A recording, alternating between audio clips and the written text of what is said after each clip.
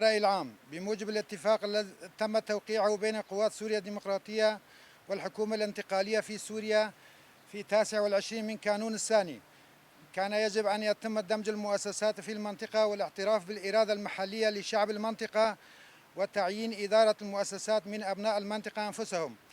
على هذا الأساس تم تعيين محافظ حسكة وعدد من الإداريين الآخرين من أبناء المحافظة، لكن هذه العملية لم يتم تطبيقها في منطقة كوباني، حيث يتم تعيين إداريين للمؤسسات المحلية من الخارج. فحتى الآن تم تعيين مدير للمنطقة والإداريين للمؤسسات في ناحية السرين والشلبية دون أن يتم مناقشة هذه القرارات مع الأهالي في كوباني.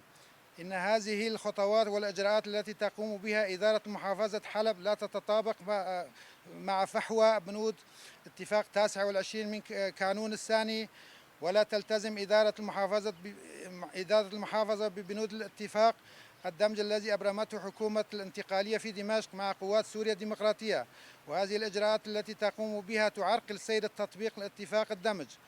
وبعد قيام إدارة محافظة حلب بتعيين إداريين للمؤسسات في ناحية شلبية، تجمع الأهالي كوباني وناحية شلبية لإصدار بيان في الناحية ليعبروا عن موقفهم من هذه الخطوات، لكن قوى الأمن الداخلي والقوات العسكرية التابعة للحكومة الانتقالية تدخلوا بشكل عنيف ومنعوا الأهالي من إصدار البيان واعتدوا بالضرب على الأهالي وقاموا بمحاولة الاحتجاز البعض منهم.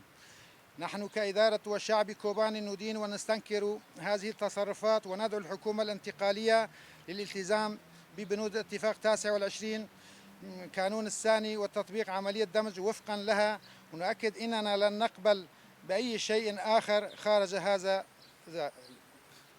إدارة ذاتية ديمقراطية في كوباني 2 نيسان 2026.